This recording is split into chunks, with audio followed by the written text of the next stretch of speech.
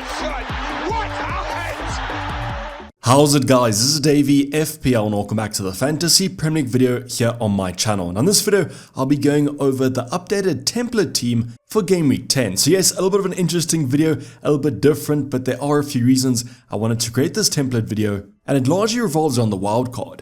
So as you guys know, Game Week 10, my wildcard is active, and the reason I wanted to create this video and the reason I want to look at the template team is for two reasons. The first reason is I want to see what picks I can differentiate myself from the template, and the second reason is to check my exposure. Is if I'm not selecting a very popular option, I have to understand the risk of not going with them.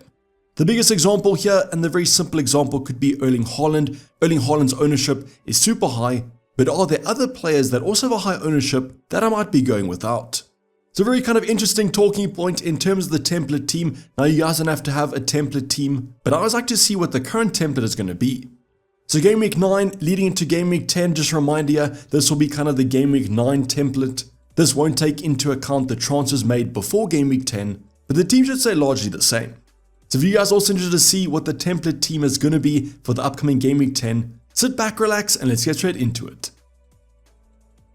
So on the screen right now, you guys are going to be seeing the starting 15, basically the starting 11 plus the 4 bench players. And what I've tried to do is make a team that is actually affordable. Now there are two options I'll discuss at the end of the video in terms of the high ownership players that I couldn't afford. But all you guys have to know is that I have 0.6 left in the bank when I actually make this team myself. Now I'll be going from position by position, goalkeepers to forwards, going from the highest owned to the lowest owned options. And I'll be going over them player by player. Now what I want you guys to do as we go along is tick off these players in your own starting 11. How many of the template do you guys actually have? Comment it down below. So let's start off with our goalkeeper department, and the results were actually a little bit surprising for me. I did not expect that Areola would be the highest owned goalkeeper because from Game Week 1 wasn't really an expectation, but now he's won that spot for West Ham. So on a wild card, if you guys have seen my first draft, I'll actually be going for the template goalkeeper. But this, however, is perfectly understandable. A super cheap goalkeeper is always going to be popular as they could make up the first or second goalkeeper position. I've also gone for Matt Turner as his ownership is relatively high, but I do believe he's more of a second goalkeeper. And in between these two players was Edison with about 18%. It's a very surprising result, but as I mentioned, I think what happened is Areola was the second choice goalkeeper for quite a few managers at Game Week 1. And then as time has gone by, more managers have brought him in because he's the starting goalkeeper for West Ham. Now usually with the template teams, the goalkeepers are quite split, and that's what we see from the kind of the second, the third, the fourth goalkeepers, around 20% ownership. But my previous goalkeeper Johnston is owned by about 3% of managers. Let's see if the defensive department is a bit more predictable. The first option, as you guys will understand, super highly owned option, high scoring option, it's Kieran Trippier with just under 50% ownership. Now this is a slight concern for me on a wildcard because most of my wildcard drafts haven't included the Newcastle fullback. So if I choose to go without him, 50% is quite a high ownership. Now in terms of my own personal opinions, I think that Newcastle's fixtures do get tougher. I don't think that Kieran Trippier won't score points, but I think there are other defenders that could outperform him. Also added to that, he is kind of more expensive. I think he's currently about 7.0 million, so quite a high price to pay, but I guess you are getting points. Then the next option, a super popular wildcard pick, Game Week 8, Game Week 6, Game Week 10. They all have Matty Cash in those wildcard drafts, and he's owned by a third of the game. So Matty Cash was one of the players that I could potentially be forfeiting on my wildcard draft. He is quite expensive at the current moment. He has colleagues that are quite a lot cheaper, but his ownership at 33.3% is quite high. But I guess you guys can also understand that as an attacking defender. What's quite interesting for me is that the Villa fixtures haven't been that great over the prior game weeks. So I do think probably Matty Cash has had a massive amount of new ownership within the past few game weeks, but just shows the influence of engaged managers. Now we're going to go to the polar opposite of engaged managers. It's going to be a Stupinan at 27%. So yes, these managers probably don't know that a Stupinan will be missing for a few more weeks. The current timeline seems like it's going to be November for a Stupinan. So I guess if you guys do have him, you might keep him for 1 more week, 2 more weeks, as he should be back shortly. But I would have suspected that most managers would have taken him out when he got injured. So this 27% might be those of you out there that maybe had a Game Week 1 team, Game Week 5 team and just left it, as I would have expected his ownership to be quite a lot lower. Another player in a similar situation is going to be Saliba, unless you guys just kept it from Game Week 1 till Game Week 9. Most of us transferred out to Arsenal defenders, but 25% is a pretty decent ownership still. Now, if you guys have kept hold of an Arsenal defender like a Saliba, I would just keep hold of them. As you guys would have seen on my wildcard draft, I'm personally looking at a Gabriel, as those Arsenal fixtures do improve drastically from Game Week 10 onwards. So I guess what you guys can see here is that about a fourth of the game still own that Arsenal defense, so a little bit of coverage might be needed. Then the final play is going to be one in my own team. It's going to be a doggy at 21.5%. Understandable, Spurs had great fixtures for the short term. Udogie is quite an attacking player, and it'll be quite interesting to see what managers do with the Udogie on the future game weeks. So the biggest thing about this back five is that all these options are definitely playing. There's no kind of cheap option, a 3.9 Taylor or 4.0 Kabore. I can still afford this draft though, don't worry about that. But a nice little showcase here of the defenses that are covered on the template. Now let's head over to our midfield department, and the highest owned midfield at the current moment is just about 50% owned. It's Bukayo Saka from Arsenal, and that's a massive ownership as I haven't really seen him in many of the FPL community's teams. Just a reminder here that the FPL community doesn't always showcase the overall managers, and this high ownership does make me realize I want to get some coverage from Saka or another Arsenal mid on my wildcard. So if you guys don't have a Saka or don't have, as I said, some coverage, whether it be an Odegaard, a Martinelli, or even a Gabriel Jesus, half the game currently do own Saka, and he has great fixtures coming up.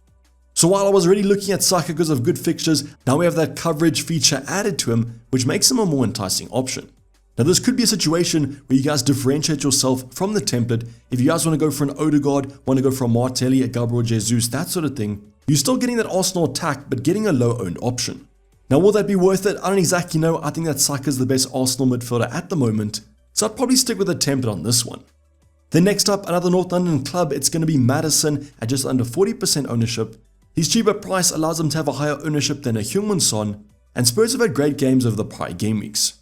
Now like Udogie, going to be interesting to see what managers do with the Maddison. On my wildcard, I didn't have any Spurs midfielders, but they have super high ownership in the game currently.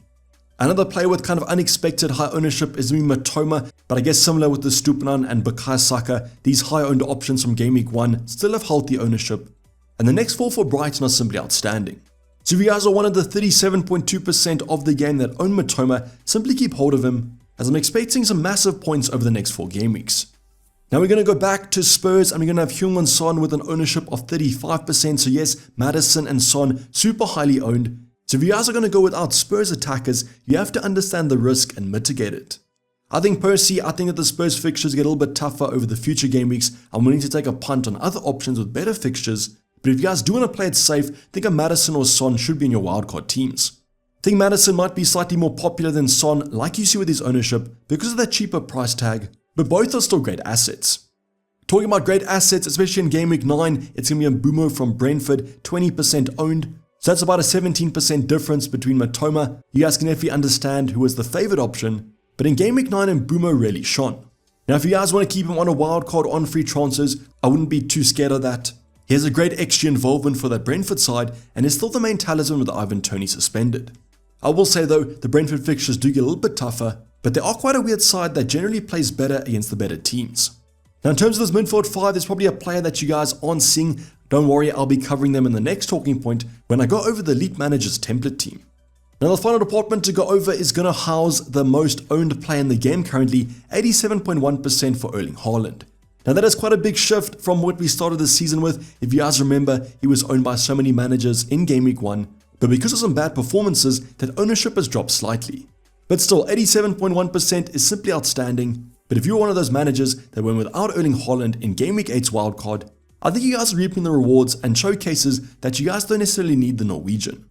Now if you guys didn't go for Haaland, probably went for Alvarez, that explains his 33.3%, like Matty Cash, owned by a third of the game. Now this ownership is just because he's such good value at this price point. Yes, the Man City fixtures do get tougher from now on, but they're almost a fixture-proof side and Alvarez can score against anyone. So definitely kind of a pain point on my wildcard at the moment. I'm looking to get Alvarez back into my squad, but that would require formational change. All I can say though is that if you guys don't own a Man City attacker, I'd probably recommend one. It's probably going to be Erling Haaland, but at least Julian Alvarez. Now the final player to talk about and our final forward is me Cameron Archer from Sheffield United at 8.8%. Now he's simply here because I needed a cheap forward at the moment. The majority of us on a template kind of draft will go for a front two, and that's why I was perfectly fine kind of having Archer in this selection. In terms of other forwards, there are a few other selections that you guys could also look at, a Darwin, that sort of thing, but their ownership is still pretty low. So I definitely think that the kind of template team at the moment has 2 forwards. It's probably going to be Haaland and someone else. Now what I want you guys to do at the moment is pause the video, comment down below how many of the template team you guys own. I definitely do own a few, but on a wildcard, I'm looking to have some differentials. I think differentials plus coverage of some high-end options might be the flavor, as I wasn't expecting that Bukayo Saka ownership. Are there any of these options that you guys are scared of losing on a wildcard, or are you guys looking to bring in with those free transfers? Always like to see what you guys' teams are setting up to. Now the final talking point about the template is going to revolve around the elite managers. I went over to Fantasy Football Fix, they have an elite template on their website, and the only changes really were going to be 2 players. The first player was going to be Mo Salah at 38.5%, the only midfielder that I couldn't squeeze into my starting 11. As you guys know, he's quite expensive. So in the previous template, I went without the Egyptian, but in this kind of elite template, the elite managers have got Salah in, and that's kind of the reason I'm wildcarding. So I don't want to go over the template without covering the Egyptian, so please be aware of the high ownership that Mo Salah is gaining. The next player is going to be Ollie Watkins, a very kind of high-owned option on a wildcard in Game Week 6 and Game Week 8, even Game Week 10. Just a really consistent option and definitely kind of rising in ownership. Now his ownership comes in at 34.7%, so just approaching kind of that 35 mark. And on a wildcard, almost a no-brainer.